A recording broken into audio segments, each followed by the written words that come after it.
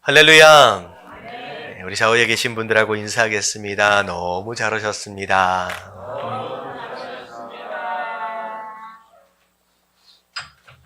네, 우리 예배 가운데 젊다라고 얘기해야 될지 어리다라고 얘기해야 될지 잘 모르겠지만 어쨌든 젊은 친구들이 같이 있으니까 분위기가 환하게 좀 밝아지는 것 같아요. 할렐루야. 예배드리는 모습이 너무 이쁘고 아름답습니다. 자, 오늘 말씀은 마태복음 14장입니다. 자, 14장서부터 쭉 우리가 생명의 삶, 사실 지난주 월요일 날 말씀이에요. 지난주 좀 오래된 말씀이지만 좀 기억해내는 어떤 그런 생각을 좀 가지면서 함께 말씀을 보도록 하겠습니다. 자, 1절서부터 2절까지의 말씀 같이 읽겠습니다. 시작. 그때 분봉한 헤롯이 예수의 소문을 듣고 그 신하들에게 이르되 이는 세례 요한이라. 그가 죽은 자 가운데서 살아났으니 그러므로 이런 능력이 그 속에서 역사하는도다 하더라. 자, 마태복음 13장까지 예수님께서 어떻게 사역을 하고 계시는지 또 어떻게 말씀을 증거하고 계시는지에 대한 내용들이 굉장히 자세하게 나와 있습니다. 그런 가운데 많은 사람들이 예수님을 따르게 되고 또 예수님의 소문이 그로 인하여서 넓은 지역까지 퍼져나가게 됐어요. 자, 그런 가운데 헤롯이라고 하는 분봉왕이죠. 분봉왕. 이 당시에 이스라엘 지역을 로마가 내동강의를 내서 왕을 한 명씩 세워놨어요.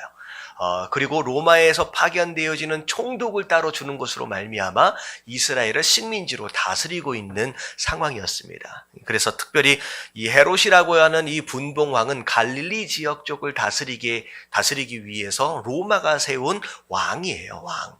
근데 사실은 왕이다라고 하지만 그렇게 큰 권력을 가지고 있는 상태는 아닙니다. 어찌되었든 누구 눈치를 볼 수밖에 없느냐? 로마의 눈치를 볼 수밖에 없는 그런 왕이죠. 자, 이 헤롯 왕, 자, 이 헤롯에게까지 이제 소문이 들어갔습니다.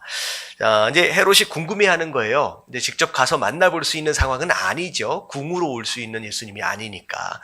소문으로만 듣는 거예요. 엄청난 기적들을 일으키고, 심지어는 죽은 사람까지도 살려내는 그런 일들까지 한다. 이런 얘기를 이제 소문으로 듣다 보니까 마음 가운데 어떤 생각이 들었느냐? 얼마 전에 누굴 죽였어요? 세례 요한을 죽였습니다. 세례 요한은 이 분봉왕 헤롯에게 있어서는 눈의 가시와 같은 존재입니다.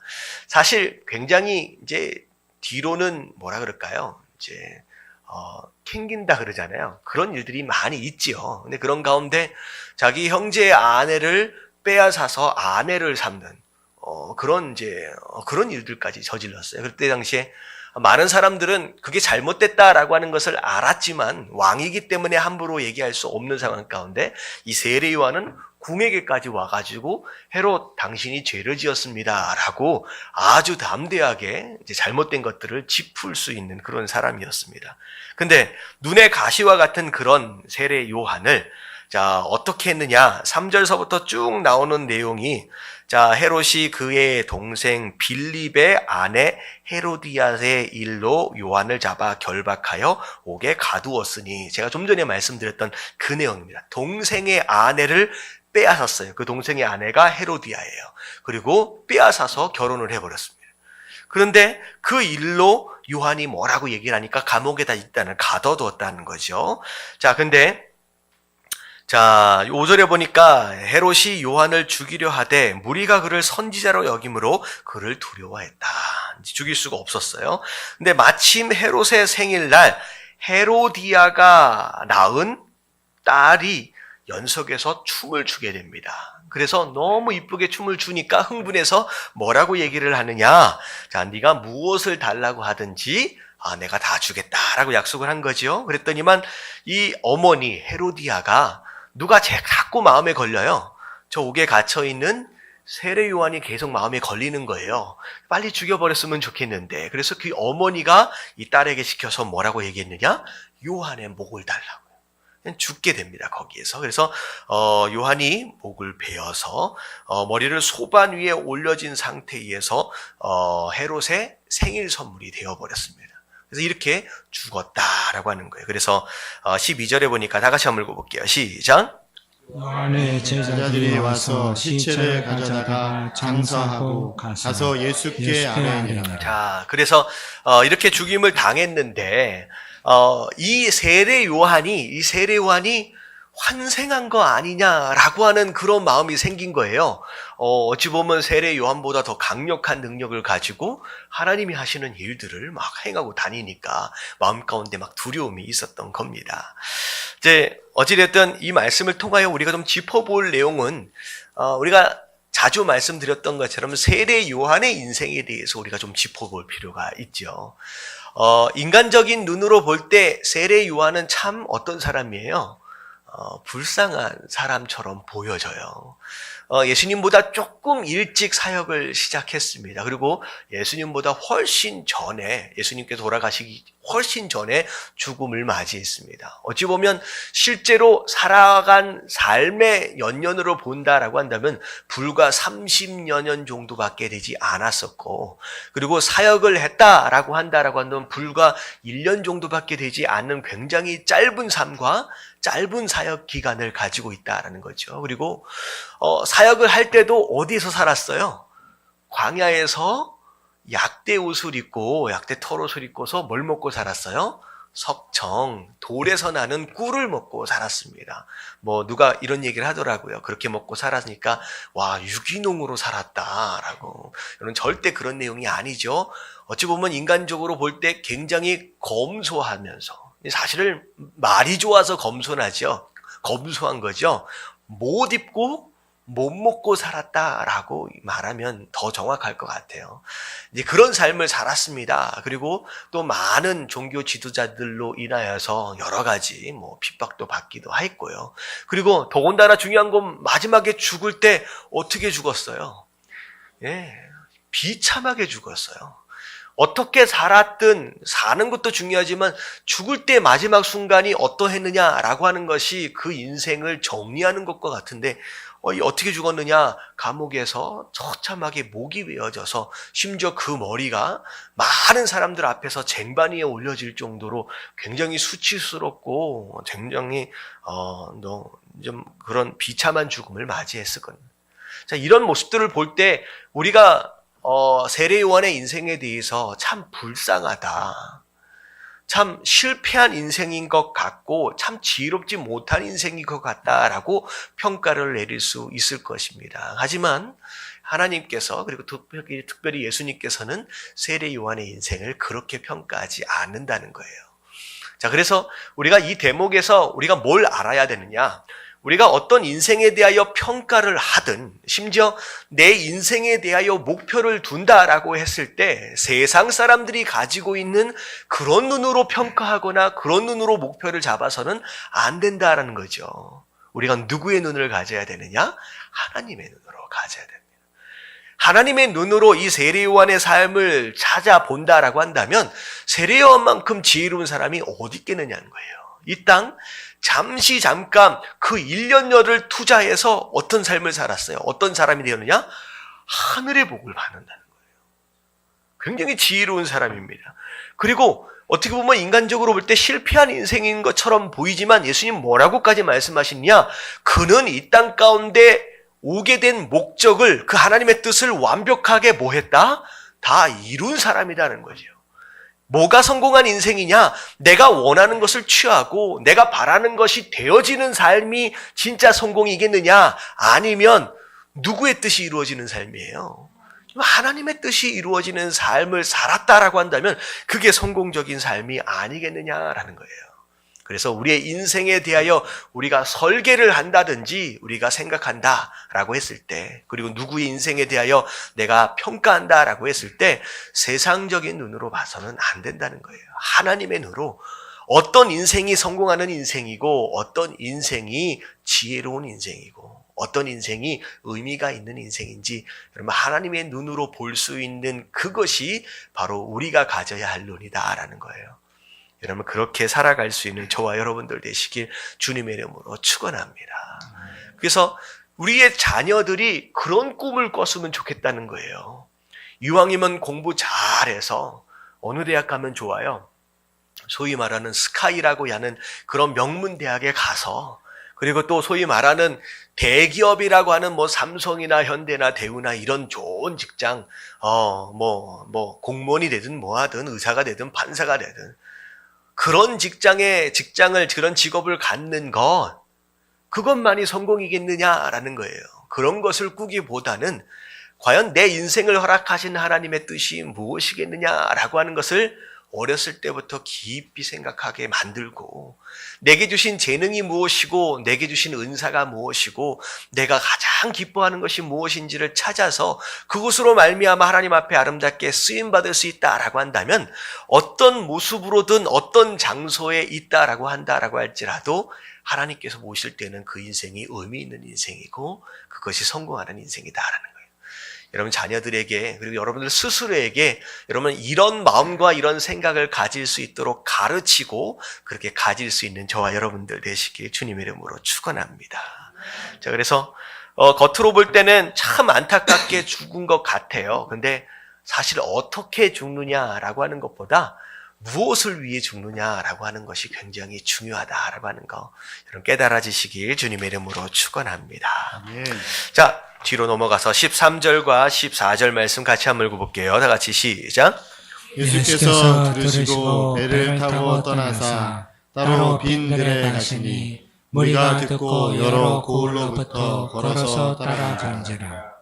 예수께서 나오사 큰 무리를 보시고 불쌍히 여기사 그 중에 있는 병자를 고쳐주시니라. 예수님에 대한 소문이 많이 퍼지게 되는 것으로 말미암아 예수님을 따르는 자들도 많이 생겨나게 됐습니다. 그래서 심지어는 예수님께서 수많은 무리들을 조금씩 이제 피해 다니고 있는 그런 모습들을 우리가 좀 마태복음에서 좀 엿볼 수 있는 것 같아요. 아무래도 예수님께서 사역하는 것 자체가 심지어는 버거우실 정도로 사람들이 막 몰려오기 시작합니다. 자, 그런 가운데 어찌되었든 예수님께서 큰 무리를 어떤 마음으로 여기셨느냐? 불쌍히 여기는 마음을 가지셨습니다. 그런 가운데 누구든 병을 가지고 온 사람들을 치유하기 시작하셨어요. 자, 그런데 저녁 때가 되었습니다. 어찌 보면 하루 종일 음식도 먹지 못하는 가운데 예수님의 가르침을 듣고 있는 사람들, 그리고 내 병이 낫도록 나음을 받기 위해서 하루 종일 줄 서 있었던 사람들도 있었을 것이다 라는 거죠. 근데 자, 날이 저물어서 집에 돌아가야 하는 상황인데요.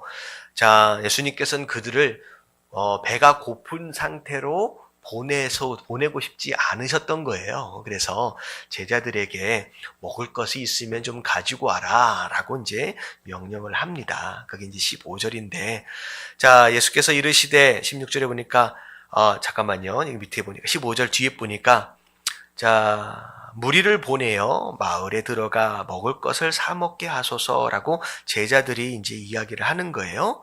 자, 그랬대 16절에 보니까 예수께서 이르시되 갈 것이 없다. 너희가 먹을 것을 주라. 여러분들 제자들은 부자들이 아닙니다. 그냥 예수님께서 따라가시는 대로 지금 쫓아오고 있는 상황이기 때문에 나중에 보면 남자만 몇 명이었어요. 남자만 5,000명이요. 이렇게 많은 사람들을 먹일 수 있으려면요, 뭐 예수님 쫓아다닐 때 한 수레씩 들고 다녀야 되잖아요. 빵이나 음식들을. 근데 그런 상황이 아닌데 예수님께서 너희들이 먹을 것을 주라라고 말씀하시는 거예요. 자, 그랬을 때 17절 다 같이 한번 읽어볼게요. 시작. 제자들이 이르되 여기 우리에게 있는 것은 떡 5개와 물고기 2마리뿐이니이다. 네, 마태는 이 떡과 고기가 어디에서 났는지 출처를 정확하게 이야기하지는 않고 있습니다. 근데 다른 복음서에 보면 이 떡과 이 오병이어는 누구의 도시락이었어요? 어린 아이의 도시락입니다. 우리가 생각할 때 물고기 2마리 하니까 굉장히 큰 한 이만한 물고기처럼 생각할 수 있을 것 같은데, 그런 물고기가 아니라 좀 작은 조기 정도 사이즈, 이렇게 발라서 먹으면 한 2입 정도만 양쪽 오른쪽 왼쪽을 먹으면 끝날 정도로 굉장히 작은 양입니다. 근데 어린 아이의 도시락이에요. 근데 이 도시락이 나중에 어떻게 됐어요? 남자만 5,000명을 먹이고 남는 그런 일들이 있어졌다는 거죠. 사실 이 내용은 우리가 어렸을 때부터 많이 들어왔던 성경 스토리 가운데 하나입니다. 우리가 가장 중요한 게 뭐냐면, 그 수많은 사람들을 먹이게 됐던 이 기적과 같은 이 기적이죠. 이 엄청난 기적이 어디에서부터 시작되었다? 누구예요? 어린아이 작은 도시락에서부터 시작되었다는 거죠. 이것 가지고 뭐가 되겠습니까? 라고 묻는 제자들. 자, 이것 가지고 예수님 배 하나도 채우기 쉽지 않은 정도의 양이라는 거죠. 근데 예수님께서는 그렇지 않다라는 거예요. 제가 지난주에 말씀드렸던 내용, 천국은 하나님께서 우리에게 천국을 주실 때 어떤 모양새로 주신다고요? 씨앗의 형태로 주신다. 우리가 하나님 앞에 기도할 때 기도 응답을요, 내가 원하는 완제품으로 주시기보다는 오히려 어떤 경우가 많느냐? 씨앗의 형태로 주십니다. 누구 보고 기르라는 거예요? 나보고 기르라는 거예요. 근데 중요한 건 뭐냐면 그 씨앗을 맨 처음에 받을 때 하나같이 우리 마음 가운데 드는 생각은 뭐예요? 이것 가지고 어디다 쓰겠습니까? 라고 하는 마음이 들 수밖에 없다는 거죠. 근데 중요한 건 뭐냐면 이것 가지고 라고 하는 것이 결국은 씨앗이 되어집니다. 중요한 건 이것에 대한 우리의 태도와 마음이 어떠하냐에 따라서 이것이 이 씨앗이 큰 나무로 성장할 수 있는가 하면 아니면 어떻게 될 수 있어요. 그냥 내 삶 가운데 저기 처박힌 구석탱이에 처박힌 먼지처럼 방치되어질 수 있다는 거죠. 그래서 제가 지난주에 뭐라고 말씀드렸느냐? 이미 나에게 주신 천국의 씨앗들이 내 삶 가운데 많이 있다는 거예요. 이것 가지고 뭐 하겠습니까? 라고 여겨져 있는 구석지에 먼지처럼 쌓여져 있는 그런 씨앗들이 많이 있다는 거예요. 그래서 우리가 뭐 해야 된다? 이 씨앗들을 찾아야 돼요. 그래서 물을 주고 걸음을 주고 해서 어떻게 해야 돼요? 길러 가야 합니다. 그래야 천국을 경험할 수 있다라고 하는 거죠. 여러분, 주신 씨앗과 같은 이런 천국들을 여러분 절대 무시하지 마시고 가볍게 여기지 마시고 매일매일 하루하루 키워갈 수 있는 저와 여러분들 되시길 주님의 이름으로 축원합니다. 그래서 누가 그런 얘기 했대잖아요. 성찬이에 대해서 키우는 재미가 있다고. 이게 그런 재미가 있는 거예요. 할렐루야. 중요한 건 뭐냐면 작은 것이라도 가볍게 여기지 말래요. 이게 조금 전에 얘기가 무슨 스토리인지 잘 모르시죠? 여기 이제 누이잖아요. 누이. 성찬이 저기 안에 꼬마애가 있는데 야, 얘 돌보기 쉽지 않지? 하고 우리 한목사님 모두 물어봤대요. 그랬더니만 저 누이 중에 한 사람이 뭐라고 얘기했냐면 키우는 재미가 있대요. 이런 키우는 재미가 있어요. 천국은 키우는 재미가 있는 줄로 믿습니다. 그래서 아주 작은 것이다 라고 할지라도 소홀히 여기지 마십시오. 찾아내고 우리가 길러가야 합니다. 그리고 중요한 건 또 뭐가 있냐면 내 삶 가운데 결국은 이 오병이어라고 하는 것은 드려지는 것으로 말미암아 기적이 일어나요. 내가 내 것이다. 나만 먹어야 되겠다. 나도 배고프다라고 내가 꽁꽁 숨겨놓게 되면요. 결국은요.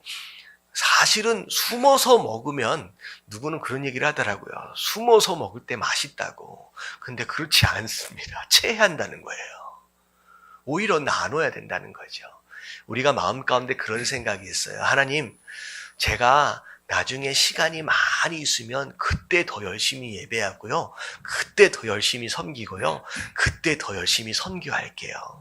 여러분들 시간이 많아지는 날들이 과연 올까요? 여러분 그때는 오지 않습니다.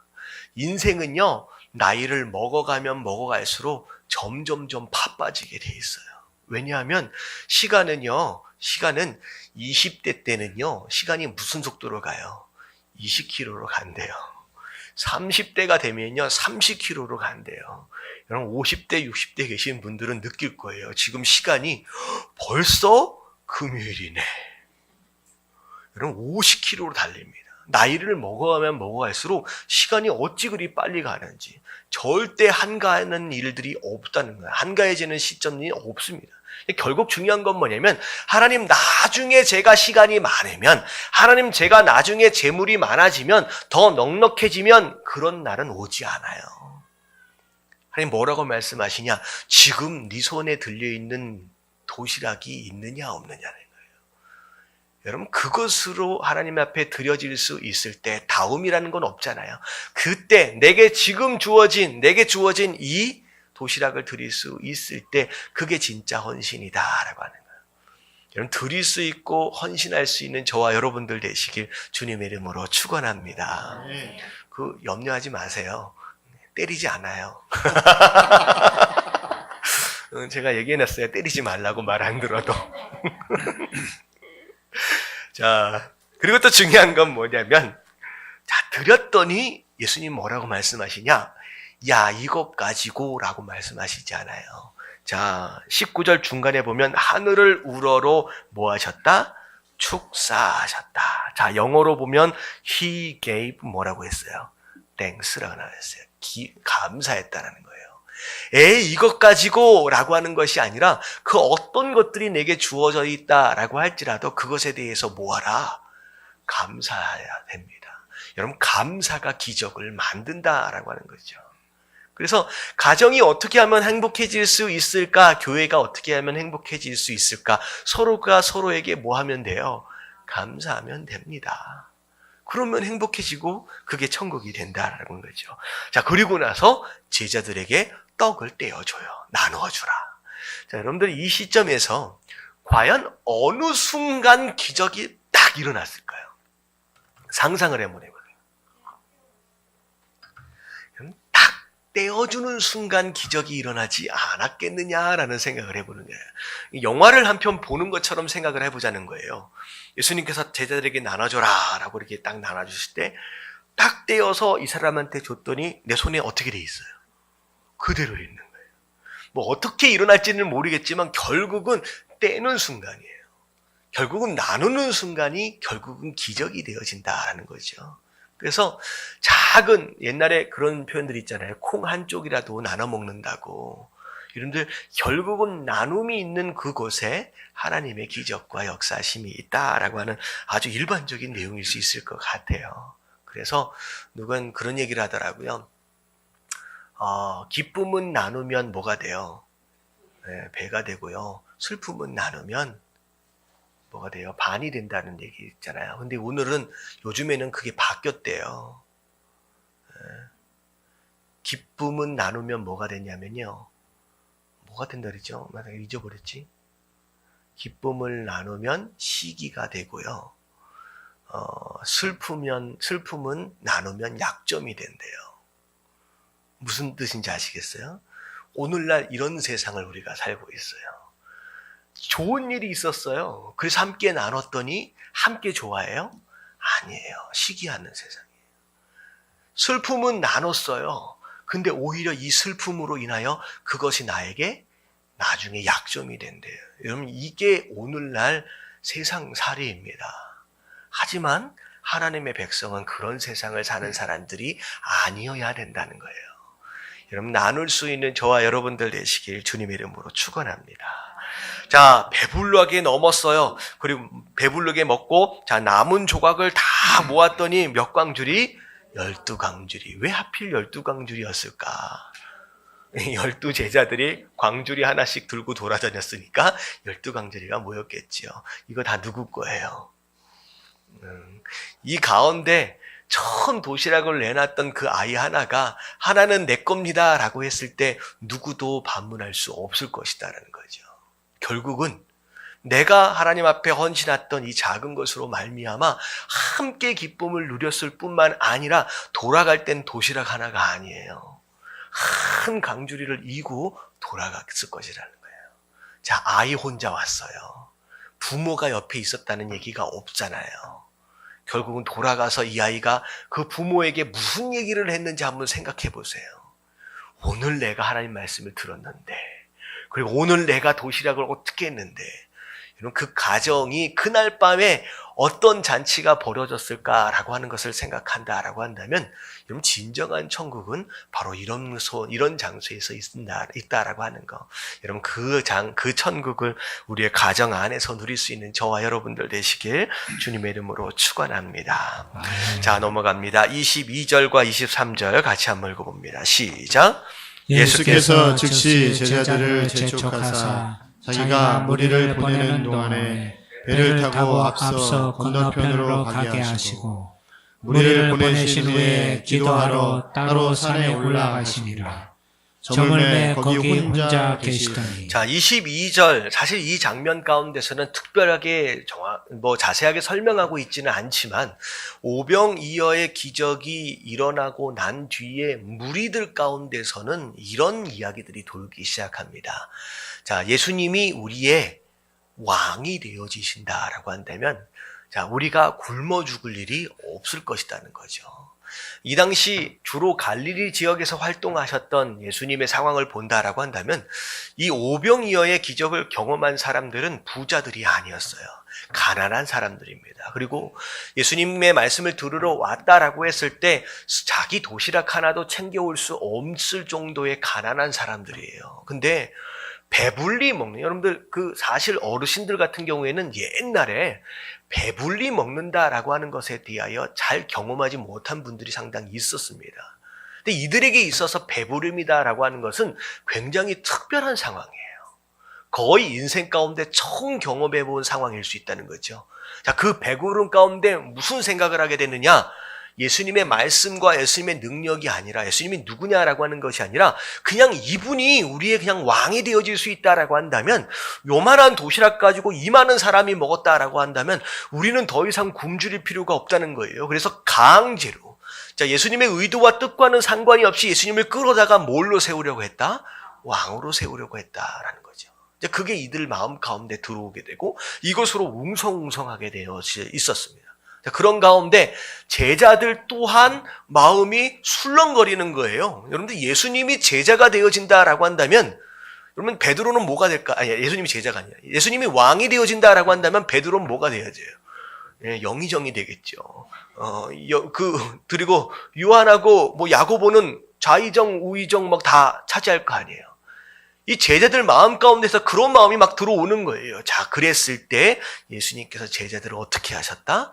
재촉하셔서 배를 타고 건너편으로 넘어가도록 하셨다는 거예요.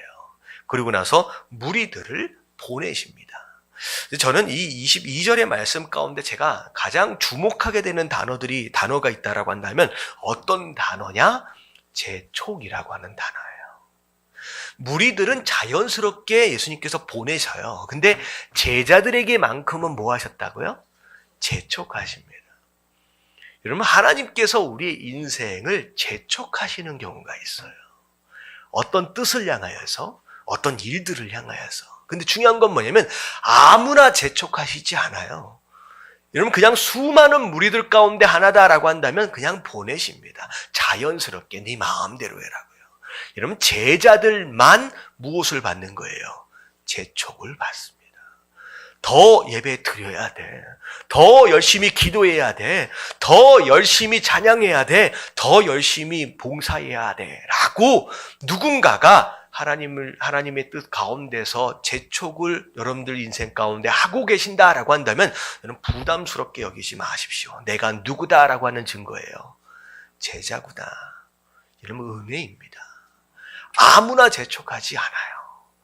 정말로 내 제자고 내가 재촉했을 때 순종하고 또 떠날 수 있는 그런 자들에게만 하나님께서 허락하시는 하나님의 특별한 은혜다라는 거예요.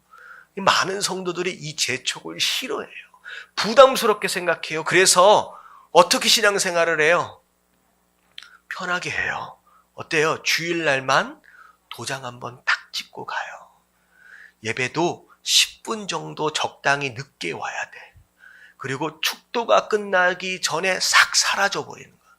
마치 동요 중에서 제가 무슨 생각이 나냐면 깊은 산 속 옹달샘 누가 와서 먹나요?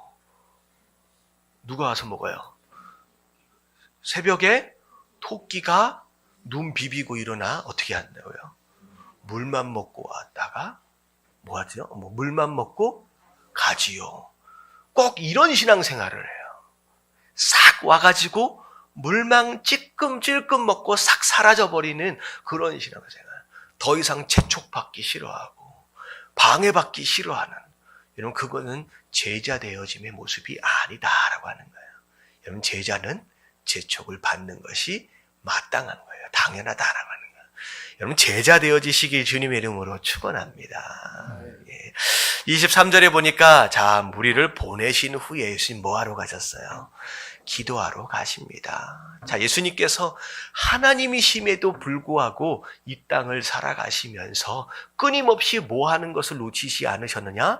기도하는 것을 놓치지 않으셨습니다. 그래서 큰 일이 있기 전에 기도하셨고요. 큰 일이 있고 난 뒤에 기도하셨어요. 결국은 성도, 예수님을 닮아가는 삶을 산다라고 했을 때 우리 또한 예수님처럼 그렇게 살기 위해서 뭐 하는 걸 놓쳐서는 안 돼요. 기도하는 것을 놓쳐서는 안 된다라는 거죠. 자, 그래서 산에 올라가서 저물 때 거기 혼자 계시며 기도하십니다. 자, 이미 배는 무태에서 띄워진 상태예요. 밤새도록 노를 저어 갑니다. 사실은요, 이 갈릴리라고 하는 호수는 밤새 노를 저어 갈 수 있는 그 정도 거리는 아니에요. 이 당시 이 배 안에는 어부 출신만 해도 최소한 3-4명 이상이 되잖아요. 거뜬히 해가 저물기 전에 이미 건너편으로 건너가 있을 정도 되어지는 거리인데 아직까지도 갈릴리 중앙에서 헤매고 있어요. 자, 뭐가 있었어요? 바람 때문에 물결로 말미암아 고난을 당하고 있다는 거예요. 자, 우리가 곰곰이 생각해야 될 것이 무엇이냐? 자, 배를 타고 건너가라 라고 누가 명령하셨어요? 예수님 명령하셨어요. 분명히 제자들은 예수님의 명령에 순종하여 배를 몰고 나갔는데 거기에 뭘 만났다고요? 예, 풍랑을 만났어요. 우리가 이렇게 생각할 수 있어요. 우리는 예수님 말씀에 순종하는데, 하나님 말씀에 순종하는데, 그래서 헌신해 보려고 애를 쓰는데, 그 길 위에 고난이 있어요, 없어요? 그럼 없다라고 생각하는 것 자체가 착각이라는 거예요. 있어요, 그 길에. 그걸 이상하게 생각하면 안 된다는 거죠. 소위, 내가 하나님을 믿으면, 예수님을 믿으면, 그리고 말씀에만 순종하면, 소위 만사형통, 무엇이든 다 될 것처럼 여겨질 수 있지만 하나님은 그런 인생으로 우리가 계획하지 않으셨다는 거죠. 충분히 그 길 가운데서도 순종하고 헌신하는 그 길 가운데서도 이런 풍랑과 고난을 만날 수 있다라는 거예요. 이상하게 여기지 마십시오. 근데 중요한 건 뭐냐면 그것 또한 하나님 계획 안에 있다라고 하는 거예요. 근데 많은 사람들이 하나님 왜 이러십니까? 나는 열심히 순종하려고 애를 쓰는데 헌신하는데 왜 내 삶 가운데 이런 어려움들이 있습니까? 라고 불평하고 원망하는 일들로 말미암아 어떻게 보면 처음에 순종했던 그 순종을 빗바라게 만들어버릴 수 있다라고 하는 것이죠. 여러분 절대 낙심하지 마시고 불평하지 마십시오. 왜냐하면 그 길 위에 만나는 그 바람도 하나님 계획 안에 있습니다. 자, 보니까 자 어떻게 됐어요? 밤 4경, 자 새벽 3시에서부터 6시 상의 정도 됩니다. 자, 이때 예수님께서 바다 위를 건너서 제자들에게 나오시는 거예요. 그랬더니 제자들이 자 사람이 물 위로 걸어가는 게 말이 됩니까? 뭐 누군지도 알아보기도 전에 이건 유령이다 라고 소리를 지릅니다. 깜짝 놀랐죠. 자 27절에 보니까 예수님 뭐라고 말씀하시냐? 안심하래요. 나다 두려워하지 말라. 자 그랬을 때 자, 이 베드로가 뭐라고 얘기했느냐? 주여, 만일 주님이시거든 나를 명하사 물 위로 오라 하소서. 그래도 혹시 여러분 제자들의 상황이다라고 했을 때 예수님에게 이런 부탁을 할 만한 사람이 있을까 생각이 되어집니다. 풍랑이 막 일어나고 있는 상황이에요. 예수님이다 라고 하는 상황 가운데 나도 물 위를 좀 걸어보고 싶습니다 라고 하는 이런 제안은 굉장히 아이디어가 굉장히 특이한 사람이에요. 근데 어찌되었든 이 베드로가 예수님에게 이런 요청을 했어요. 그랬을 때 예수님이 뭔 그런 소리를 하느냐라고 하는 게 아니라 자 오라 라고 예수님께서 말씀하셨어요. 자 그랬을 때 베드로가 어떻게 했어요? 배에서 내려서 물 위를 걷습니다. 어찌 보면 예수님을 제외한 인생들 가운데 물 위를 걸어본 사람은 아마 베드로밖에 없을 것 같아요. 누가 그런 얘기를 하더라고요. 무리를 사람이 걸을 수 있대요. 오른발이 빠지기 전에 왼발을 대고 왼발이 빠지기 전에 오른발을 대면 된대요. 집에 가서 한번 해보십시오. 그건 안 돼요. 예, 우리 발이 그렇게 만들어져 있지 않습니다. 근데 천국에 가면 베드로는 다 예수님 부인한 적도 있잖아요. 참 부끄러운 것들이 많이 있었다라고 할지라도 하나만큼은 얘기할 수 있을 것 같아요.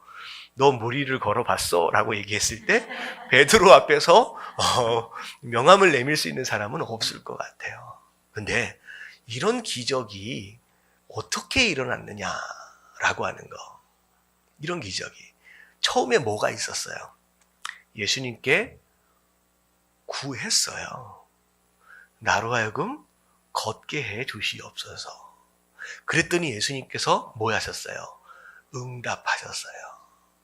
자, 이것은 기도와 응답에 대한 내용입니다. 근데 중요한 건 뭐냐면 분명히 예수님이 오라라고 응답하셨어요. 근데 그 응답을 누리기 위해서 베드로는 뭐 했어야 될까요? 이게 굉장히 중요한 거예요. 무리를 걷고 싶습니다라고 기도했어요. 간구했어요. 그리고 예수님이 알았다, 오라라고 응답하셨어요.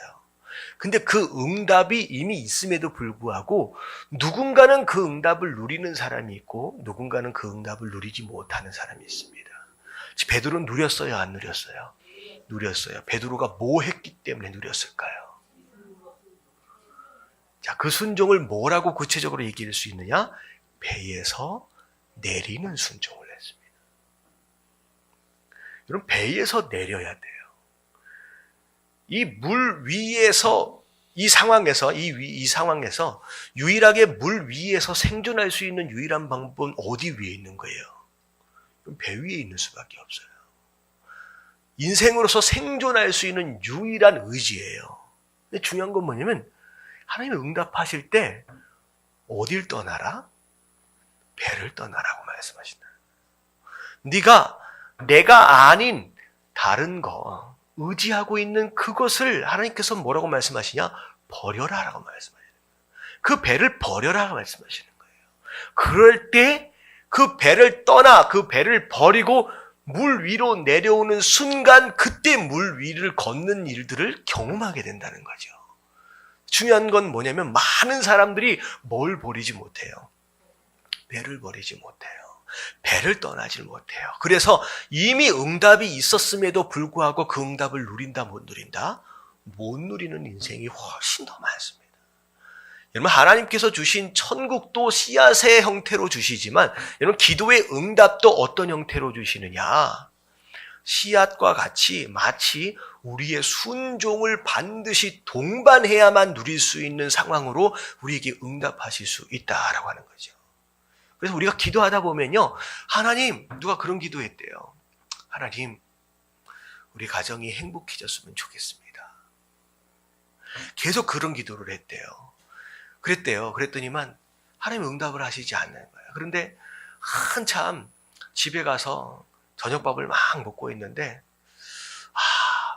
나 자꾸 아내랑 자꾸 싸우게 되는 일들이 있으니까 하나님, 우리 가정이 행복해졌으면 좋겠습니다.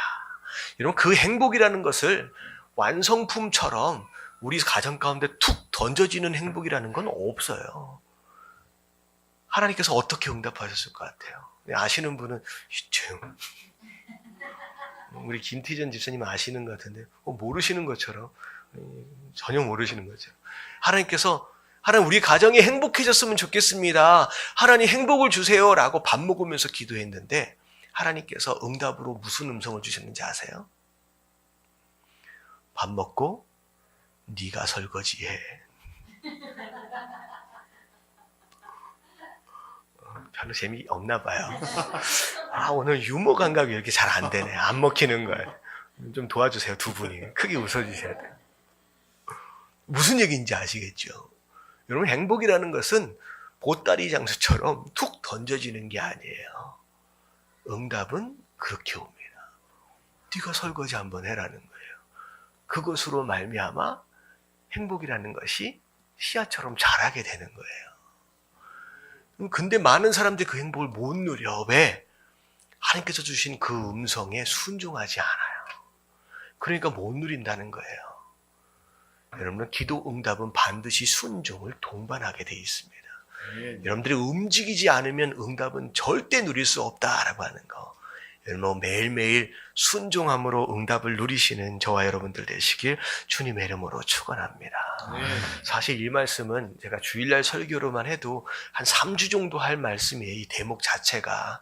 자, 간단하게만 보고 갈게요. 일단은 물 위로 내려와서 어떻게 했어요? 걸었어요. 와, 진짜 걸었어요. 근데 언제 빠졌어요? 뭐를 보는 순간? 아니 뭐 여기 성경 그대로 갑시다. 바람을 보고 막 여러 가지 해석들이 막 나오는데 그 성경대로 바람을 보니까 맨 처음에는 예수님을 봤어요. 보세요. 물 위로 걸어서 누구께로 갔다? 예수께로 갔다라고 하는 것은 지금 예수님께로 주목한 거예요.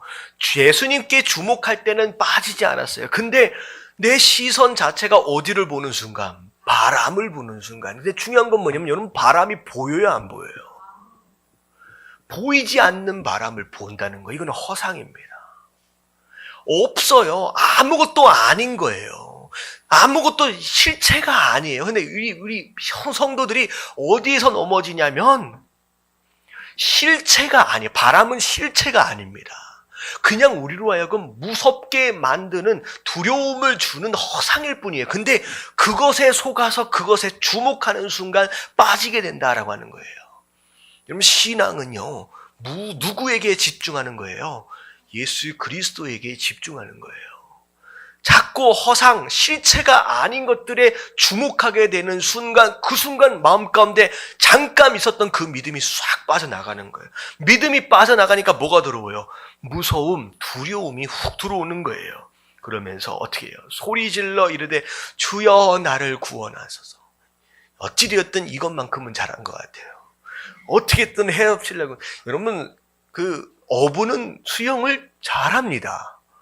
제가 아는 어부가 없어서 참 예를 들기 애매하지만 어부가 수영을 못하면 바다 생활을 할 수가 없지요. 근데 중요한 건 뭐냐면 스스로 헤엄쳐보려 하지 않았던 베드로의 모습은 참 본받을 만해요. 자, 어떻게 했어요? 주여, 예수님께로 손을 이제 뻗칩니다. 그랬을 때 즉시 손을 내밀어 그를 붙잡으시며 이르되 뭐라고 꾸중하세요? 믿음이 작은 자여 왜 의심하였느냐. 의심은요, 믿음이 떨어지면 의심이 생기잖아요. 결국은 예수님은 이 땅을 살아가시면서 딱 두 가지 이유 때문에 책망하셨어요. 첫 번째가 믿음 없음이고 두 번째가 외식함이었거든요. 율법을 얼마나 잘 지켰느냐 못 지켰느냐 예수님 별로 관심 없으셨어요. 오히려 예수님께서 제일 많이 혼난 사람이 외식한 사람들, 그리고 두 번째가 믿음 없는 사람들. 그것 때문에 지금 혼난 거예요. 그리고 나서 배에 함께 올라갑니다. 자, 그랬더니 뭐가 멈췄다? 바람이 멈췄습니다. 여러분, 인생은 이런 것 같아요. 예수님과 함께 있으면 여러분 그 바람은 언젠가 그치게 돼 있습니다. 근데 이 중요한 건 뭐냐면 33절 말씀 같이 한번 봅니다. 시작. 배에 있는 사람들이 예수께 절하며 이르되 진실로 하나님의 아들이소이다 하다. 예, 마태복음에 나오는 첫 번째 고백입니다. 예수님을 지금까지 뭘로 불렀느냐? 선생님으로 불렀어요. 그냥 주님, 이 주님이라고 하는 것은 특별히 선생님 그 이상의 사람들을 존경하는 마음으로 쓰는 그런 표현일 수 있어요. 근데 딱 이 순간 물 위를 걸으시고 그리고 바람을 그치게 하시는 바로 이 장면에서 처음 제자들의 입에서 뭐라고 나왔느냐? 아, 이 사람은 하나님의 아들이구나. 예수님의 실체를 깨닫게 되는 첫 장면이 바로 이 장면이에요. 여기서부터 제자들이 예수님을 바라보는 시선이 달라지게 됩니다. 자, 그리고 나서 33, 4, 5절. 자, 건너가셔서 예수님께서 그 많은 병자들을 고치시는 장면인데 36절 같이 한번 읽어볼게요. 시작. 다만 예수의 옷자락에도 손을 대게 하시기를 간구하니 손을 대는 자는 다 나음을 얻으니라. 네, 예수님이 팔이 2개밖에 없잖아요. 안수하시는 것으로만도 어찌 보면 너무 사람들이 많이 몰려들게 됩니다. 그래서 뭐 안수뿐만 아니라 옷을 잡는 거 하나만으로도 병의 치료함을 받는 그런 일들까지 일어나게 됩니다. 자, 넘어갑니다. 15장. 자, 1절과 2절 말씀 같이 한번 읽어봅니다. 시작. 그때 바리새인과 서기관들이 예루살렘으로부터 예수께 나와 이르되 당신의 제자들이 어찌하여 장로들의 전통을 범하나이까? 떡 먹을 때에 손을 씻지 아니하나이다. 자, 장로들의 전통이라고 하는 것은 이런 겁니다. 하나님께서 10가지 계명을 주셨어요. 10계명. 근데 이 10가지 계명을 구체적으로 어떻게 지켜야 할 것이냐라고 하는 세칙들을 나름대로 누가 만들었느냐? 장로들이 만든 거예요. 뭐 안식일을 거룩하게 지키라. 과연 안식일을 거룩하게 지킨다는 게 어떻게 지키는 것일까라고 해서 세부적인 행동 사항들을 만든 것입니다. 근데 이 10가지 계명에 속하지 않은 계명 중에 하나가 뭐냐면 떡을 먹을 때 손을 씻어야 된다라고 하는 이 계명은 사실 10계명 안에 들어있지 않은 계명이에요. 근데 그때 뭐 중동 지역에서는 하도 먼지가 많기 때문에 밖에 나갔다 들어오게 되면 손과 발이 먼지로 말미암아 이제 더러워질 수밖에 없어요. 그래서 이상적으로 위생을 위해서라도 그렇게 해서 먹는 것이, 손 씻고 먹는 것이 낫겠다라고 해서 장로들의 전통 안에 그걸 넣은 거예요. 그래서 그걸 열심히 지켜서 행했습니다. 이것 자체가 사실 잘못된 건 아닌 거예요. 자, 근데 이 전통을 지키지 않는 제자들을 향하여서 이 서기관들과 바리새인들이 여러 가지로 불평한 거예요. 뭐 이렇게 뭐라고 시비를 흠잡고 정죄하기, 판단하고 뭐 평가하기 시작한 것이죠. 자, 그랬을 때 예수님께서 뭐라고 말씀하시냐? 너희는 어찌하여 너희의 전통으로 하나님의 계명을 범하느냐? 자, 계명을 잘 지키기 위해서 전통을 만들었는데 이들이 만든 전통이 심지어 뭘 어기고 있다는 거예요? 거꾸로 계명을 어기고 있다는 거예요. 자, 밑에 나오는 설명이 어떤 내용이냐? 자, 분명히 하나님께서는 부모를 공경하라고 했어요. 근데 자, 부모님 같은 경우에 연세가 많이 들면 경제력이 없기 때문에 자녀들이 뭐 해야 된다 그러죠? 봉양을 해야 됩니다. 자, 근데 자, 부모님이 필요한 재물이 있고 필요한 무엇인가가 있어서 내가 뭘 좀 써야 되는데 그걸 좀 줄 수 있겠느냐라고 부모가 이제 부탁을 하는 경우가 있다는 거죠. 그랬을 때 이 바리새인들과 서기관들이 어떤 방법을 취했느냐? 그들이 만든 전통이 있었어요. 뭐냐? 무엇이든 돈이든 재물이든 물건이든 이건 하나님께 드릴 것입니다 라고만 얘기를 하면 그 물건과 그 재물이 언제 드릴 것이냐라고 하는 그거는 정해주지 않았어요. 정할 필요가 없어요. 그냥 하나님께 드릴 것입니다 라고만 얘기하면 누구도 이 재물과 이 물건에 대해서 터치할 수 있어요, 없어요? 없게끔 돼 있어요. 그들이 만든 전통이에요. 그래서 부모를 봉양해야 되는데 내가 가지고 있는 재물 지금 내가 계속 쓰고 있거든요. 내가 가지고 있는 이 물건 내가 지금 계속 쓰고 있음에도 불구하고 이건 하나님께 드린 것입니다 라고만 얘기하면 부모든 누구든 줄 필요가 있어요, 없어요? 없게 된다는 거예요. 결국은 부모를 봉양하거나 공경하지 않을 속셈으로 그들의 전통을 악용하고 있는 상황이 벌어지는 거죠. 실제로 이거 보면 전통을 지킨다라고 하는 것으로 말미암아 계명을 철저하게 어기고 있는 그들의 모습을 지금 예수님께서 지적하고 있는 거예요. 그리고 나서 7절 같이 한번 읽어볼게요. 시작. 외식하는 자들아, 이사야가 너희에게 관하여 잘 예언하였도다 일렀으되. 자, 뭐라고 불러요? 외식하는 자들아. 네가 뭘 대단하게 철저하게 지키고 있는 것 같고 그리고 그렇게 하지 못하는 자들을 향하여서 정죄하고 비판하고 흠잡고 하고 있기도 있는 것 같지만 사실 과연 너희는 얼마나 율법을 지키고 있느냐 하는 거죠. 이거는 전부 다 어찌 보면 법 위에 법을 놓고서 어찌 보면 이제 장난하는 것이나 마찬가지, 눈 가리고 아웅하는 것과 마찬가지다라는 거죠. 그래서 자 9절에 보니까 사람의 계명으로 교훈을 삼아 가르치니 나를 헛되이 경배하는도다 하였도다. 결국은 과거의 구약에서 예언되어졌던 외식하는 자들의 모습, 그 모습 그대로 너희들이 지금 살고 있구나라고 지금 예수님께서 구중하고 계십니다. 자, 그런 가운데 자, 11절 말씀 같이 한번 읽어볼게요. 시작. 입으로 들어가는 것이 사람을 더럽게 하는 것이 아니라 입에서 나오는 그것이 사람을 더럽게 하는 것이니라. 예. 손을 씻지 않아서 더러운 음식으로 먹는 거, 그것이 그 사람을 더럽게 하는 것이 아니라는 거예요. 오히려 지금 바리새인들과 서기관들이 하는 이야기들을, 말들을 통하여 그들의 인생의 더러움을 증명하고 있는 것처럼 너희가 말하고 있는 그 말이 너희가 더럽다라고 하는 것을 나타내고 있다라고 하는 것이죠. 자, 그래서 예수께서 대답하여 이르실 때 심은 것마다 내 하늘 아버지께서 심으시지 않은 것들은 뽑힐 것이니. 자, 누구에 대한 내용이에요? 하나님께서 심지 않으신 것, 서기관들과 바리새인들의 인생, 이런 인생들은 하나님께서 심으신 인생이 아니다는 거예요. 그래서 결국은 뽑혀질 날이 있을 뿐만 아니라 너희가 제대로 알지도 보지도 못하면서 장님과 같이 맹인과 같이 살면서 앞 못 보는 이 백성들을 인도한다라고 한다면 둘 다 빠져 구덩이에 빠질 수밖에 없겠구나라고 예수님께서 말씀하고 계시는 거예요. 자, 그러면서 19절 말씀 같이 한번 읽어봅니다. 19절 20절 시작. 마음에서 나오는 것은 악한 생각과 살인과 간음과 음란과 도둑질과 거짓 증언과 비방이니 이런 것들이 사람을 더럽게 하는 것이 아니요 씻지 않은 손으로 먹는 것은 사람을 더럽게 하지 못하네. 네, 진짜 사람을 더럽게 하는 것은 뭐냐면 우리 안에 숨겨져 있는 이런 악한 마음과 생각들, 결국은 그것이 입 바깥으로 나오는 것으로 말미암아 그 사람을 더럽게 만든다라고 하는 것이죠. 그래서 우리 안에 들어있는 것들이 있어요. 지금 어떻게 보면 우리 안에 되게 괜찮은 것들이 들어있는 것처럼 생각되잖아요. 여러분, 그렇지 않습니다. 보여지지 않을 뿐이지 우리 안에는 그냥 말씀하는 것이 그거예요. 우리 안에 악한 생각과 살인과 간음과 음란과 도둑질과 거짓 증언, 이런 것들이 우리 안에 있다는 거예요.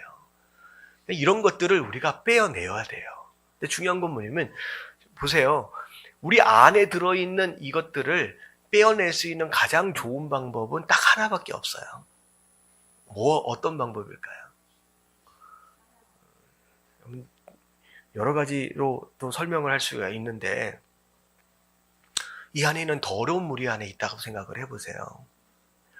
이 안에 있는 더러운 물을 빼낼 수 있는 방법은 이걸 이렇게 엎는 방법밖에 없다는잖아요. 근데 엎을 수 없다라고 한다면 무슨 방법밖에 없을까요?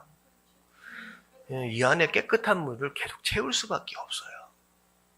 이건 굉장히 단순한 논리인 것 같지만 여러분, 우리가 깨끗하게 살아갈 수 있는 유일한 방법은요, 우리 안에 있는 이 더러운 것들 안에 뭘로 계속 채워 넣는 거예요.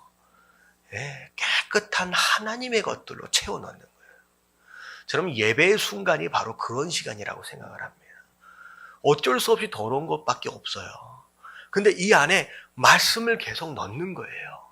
성령의 충만함으로 또 채워 넣는 거예요. 계속 채워 넣다 보면 어떤 일이 벌어져요? 점점 우리 안에 더러운 것들이 알지 못하는 순간 조금씩 바깥으로 빠져나가 점점 줄어들고 있구나라고 하는 걸 느끼게 된다라고 하는 것이죠. 우리 스스로 제거할 수 있는 더러움이 아닙니다. 그래서 우리 안에 가장 하나님의 것들로 깨끗한 것으로 채워 넣는 것이 예배의 시간이고 우리의 신앙생활이다라고 하는 거.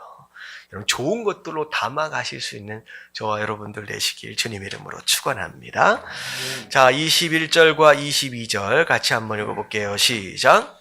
예수께서 거기서 나가사 두로와 시돈 지방으로 들어가시니 가나안 여자 하나가 그 지경에서 나와서 소리질러 이르되 주 다윗의 자손이여 나를 불쌍히 여기소서 내 딸이 흉악하게 귀신 들렸나이다 하되. 네.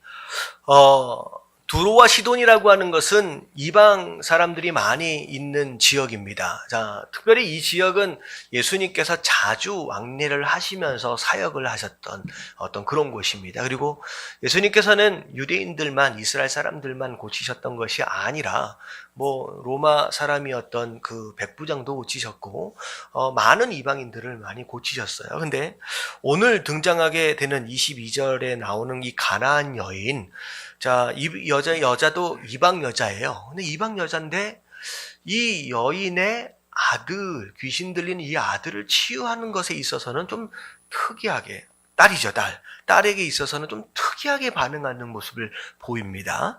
분명히 다윗의 자손이여 나를 불쌍히 여기소서라고 부르짖는 이런 모습들은 여타 다른 병자들과 별반 다를 게 없어요. 이 여자가 뭐 잘못한 게 아니에요. 근데 예수님께서는 처음 어떻게 반응하고 계시냐? 대답을 하셔요, 안 하세요? 안 하세요. 그냥 무시하고 지나가세요.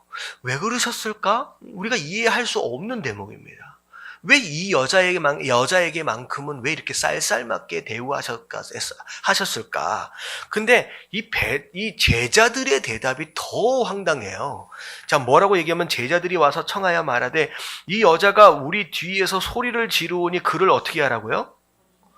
보내소서예요. 영어로 보면 send her away라는 거예요. 들어주시고, 고쳐주시고 이 얘기가 아니라 시끄럽다는 거예요. 예수님 얘 좀 보내버리세요라고 지금 얘기한 거예요. 어찌 보면 예수님한테 무시당했을 뿐만 아니라 제자들에게까지도 무시당하는 이런 상황. 자, 이런 상황 가운데서 이 여자가 포기하지 않습니다. 포기하지 않아요. 그런 가운데 24절에 보니까 자, 나는 이스라엘의 잃어버린 양 외에는 다른 데로 보내심을 받지 아니하였노라.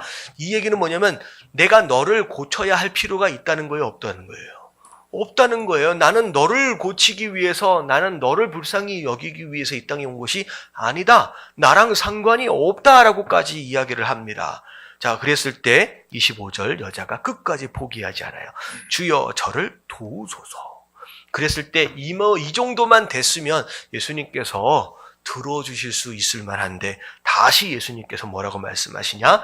자녀의 떡을 취하여 개들에게 던짐이 마땅하지 아니하니라. 여기서 나오는 자녀는 누구예요?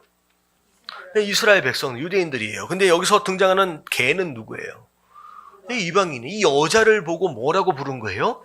개다라는 거예요. 개를, 애완견을 키우면서 좋아하시는 분들은 개라고 할 때에 별로 기분 나빠하지 않을 수 있지만 이 개는 이 당시 문화적으로 볼 때도 굉장히 경멸하는 모욕적인 표현이잖아요. 근데 이 여자가 그런 모욕적인 그런 이제 말을 들었음에도 불구하고 어떻게 반응하느냐? 여자가 이르되 주여 올소이다마는 개들도 제 주인의 상에서 떨어지는 부스러기를 먹나이니. 스스로 뭐라고 고백하고 있어요? 나를 개라고 불러도 상관이 없다는 거예요. 개라고 불러도 상관이 없다는 거예요. 3번씩이나 이 여자를 무시하고 모욕하고 이렇게 하시는 예수님의 모습, 이 예수님께서 이 여인을 고치시기 싫다라고 얘기하기보다는 사실 이 장면은 무엇과 같냐면 이 여인의 믿음을 뭐 하신 거예요? 테스트한 것이다 라고 밖에 여길 수 없다는 거예요. 누구는요 되게 쉽게 은사를 받고요, 누구는 되게 쉽게 은혜를 받고요, 누구는 되게 쉽게 응답을 받아요. 근데 참 희한하게 나한테만큼은 이상하게 뭐라 그럴까요? 하나님께서 잘 안 주시는 것 같은 그런 느낌이 있을 때가 있다는 거죠. 왜 내 기도는 이렇게 응답이 안 되어지고 왜 나한테는 왜 이런 은사를 이렇게 더디 두실까? 그런 생각이 들 때가 있다는 거예요. 근데 중요한 건 뭐냐면 그렇다라고 느껴진다라고 할지라도 일단 이 여자처럼 뭐 하지 말라. 포기하지 말라. 여러분 그게 믿음입니다. 그게 믿음이에요. 그리고 중요한 건 뭐냐면 믿음은 포기하지 않는 게 믿음이고요. 두 번째 믿음은 뭘 포기하는 거예요, 사실. 여러분 개라고 불려진다라고 할지라도 괜찮습니다예요. 여러분, 은혜를 받지 못하는 큰 이유 중에 하나가 뭐냐면 뭐 때문에? 자존심 때문이에요. 여러분, 하나님 앞에서 자존심 세울 게 뭐가 있다는 거예요? 이런 자존심을 철저하게 내려놓을 수 있는 바로 그것이 어린아이와 같은 모습이고 그게 겸손이라는 거예요. 개라고 불러도 상관이 없다는 거예요. 근데 저는 이 말씀 가운데 제가 이 말씀을 이번 주에 지난주에 보면서 처음 은혜를 받았던 장면이 구절이 뭐냐면 개들도 제 주인의 상에서 떨어지는 부스러기를 먹는다는 거예요. 스스로 개라고 하는 것을 인정하고 있지만 이 개 누가 있는 개예요? 여러분, 주인이 있는 개래요. 여러분, 이게 굉장히 중요한 거예요. 떠돌이 개가 아니에요. 비록 나를 개라고 불러도 상관이 없습니다. 하지만 내 주인이 있다는 거예요. 누구라는 거예요? 당신입니다. 라는 거예요. 여러분, 이게 굉장히 중요한 믿음이에요. 내가 어떻게 불리어지고 어떻게 취급당했느냐라고 하는 것보다 더 중요한 건 뭐냐면 분명히 예수님이 24절에 나는 이스라엘의 잃어버린 양을 위해 왔다라고 얘기했잖아요. 이 얘기는 너랑은 상관이 없다는 거예요. 나랑 너랑. 근데 이 여자가 끝까지 붙들었던 것이 뭐냐면 내가 개여도 나랑 당신이랑은 뭐가 있다는 거예요. 상관 있습니다. 라는 고백이에요. 여러분, 이걸 붙잡는 게 여러분 믿음입니다. 여러분, 기도의 가장 강력한 힘은요, 얼마나 오래 금식하며 기도했느냐 그게 아니라 관계를 붙잡는 거예요. 이 여자가 마지막까지 붙잡았던 게 뭐냐면 당신이 나를 뭐라고 불러도 좋습니다. 나와 당신은 어찌되었든 나와 당신은 상관이 있다라는 거예요. 내 주인입니다 라고 고백한 거예요. 여러분, 이때 예수님이 뭐라고 얘기해요? 여자여, 내 믿음이 크다. 내 소원대로 되리라. 그때부터 그 딸이 나음을 입습니다. 참 이상하게도 예수님께서 일으키시는 기적들을 보면 이방인들만큼 큰 믿음의 모습들을 보인 적이 없습니다. 백부장의 믿음도 마찬가지고 이 가나안 여인들의 믿음도 마찬가지고 오히려 이스라엘의 잃어버린 양들은 믿음이 없었어요. 오히려 이방인들이 이런 큰 믿음을 보이는 것으로 인하여서 구원을 받고 응답을 받았다라고 하는 거예요. 그래서 오늘 여기까지 말씀을 통하여 우리가 잡아야 될 건 뭐냐면 믿음이 뭐냐. 끝까지 포기하지 않는 것이 믿음이고요. 그리고 관계를 붙잡는 것이 믿음입니다. 여러분, 그 관계를 붙잡을 수 있다라고 한다면 내가 뭐라고 불려지든 상관이 없이 그 하나님의 역사는 내 삶을 통하여 나타나게 된다라고 하는 거. 여러분, 그 하나님의 역사심을 경험하는 저와 여러분들 되시길 주님의 이름으로 축원합니다. 아멘. 자, 오늘은 15장 39절까지 보도록 하겠습니다. 오늘 금요예배를 처음 참석하신 분들은 우와, 오늘 뭔 설교가 이렇게 긴가. 그래서 이제 황당해 하실 수 있는데 일반적으로 금요예배 설교는 1시간 반입니다. 자, 우리 금요일의 특징이 뭐냐면요. 우리가 생명의 삶, 이거 혹시 가지고 계세요? 생명의 삶을 가지고 큐티를 하고 있어요. 자, 이것을 가지고 새벽 예배도 우리가 드리고 있습니다. 그런데 큐티를 하고 새벽 예배를 드리고 하면서 나름대로 말씀 묵상들을 하는 가운데 지난 한 주간 내가 말씀 묵상하고 큐티했던 내용들을 금요일날 함께 다시 한번 복습하면서 더 깊게 좀 살펴볼 수 있는 시간들을 가집니다. 그래서 과거의 말씀 사경회 뭐 이런 비슷하게 좀 금요 예배는 말씀을 좀 깊이 좀 길게 좀 보고 있는 형태입니다. 그래서 오늘 처음 참석하신 분들은 놀라실 수도 있겠지만 견딜만 하시나요? 자, 39절까지 보도록 하겠습니다. 자, 29절과 30절 같이 한번 볼게요. 시작. 예수께서 거기서 떠나사 갈릴리 호숫가에 이르러 산에 올라가 거기 앉으시니 그 무리가 다리 저는 사람과 장애인과 맹인과 말 못하는 사람과 기타 여럿을 데리고 와서 예수의 발 앞에 앉히며 고쳐주시니 예, 산으로 올라가서 거기 앉으십니다. 자, 또 산수훈처럼 이런 설교의 내용들이 시작되는 것이죠. 그런 가운데 많은 병자들이 와서 예수님께서 치유 사역을 하세요. 근데 자, 사흘 동안 먹을 것이 없었대요. 어찌 보면 이 상황은 단순히 잠깐 말씀을 전하는 것으로 끝난 게 아니라 뭐 금식 성회처럼 오랫동안 긴 말씀과 긴 어떤 사역들을 하셨던 것 같아요. 자, 먹을 것이 없어서 자, 길에서 기진할까 하여 굶겨 보내지 말라라고 예수님 말씀하시면서 예수님께서 이들에게 음식 제공할 것을 이 제자들에게 다시 한번 요청하시는 거예요. 자, 그랬을 때 제자들이 자, 광야에 있어서 우리가 어디서 이 무리를 배불릴 만큼 먹을 만한 떡을 얻을 수 있겠습니까? 얘기하는 거예요. 사실은 이 말씀이 있기 전에 이미 오병이어의 기적을 경험한 이 제자들이에요. 자, 이 사건은 칠병이어라고 얘기되어지는 또 다른 또 비슷한 상황입니다. 근데 같은 비슷한 상황 가운데 비슷한 기적을 경험했음에도 불구하고 그때의 상황 가운데로 다시 믿음으로 반응하지 못하는 이 제자들의 모습을 보면서 우리가 좀 답답해할 수 있을 것 같아요. 네, 제자들이 또 이제 어디서 이제 떡이 몇 개예요? 7개고 작은 생선이 2마리, 7병2어를 또 어디서 구해가지고 옵니다. 자, 그것으로 말미암아 이제 축사하시는 가운데 많은 사람들을 먹이세요. 그리고 나서 7광주리가 남습니다. 자, 그런 가운데 또 숫자를 세어보니까 남자만 이제 4,000명이에요. 이제 비교적 많은 사람들이 이 많은 기적들을 경험하게 됩니다. 자, 5병이어와 7병이어의 큰 차이는 이제 비슷한 상황이고 사건이고 기적임에도 불구하고 굳이 찾자라고 한다면 오병이어는 주로 이스라엘 백성들 유대인 지역에서 일으키셨던 기적입니다.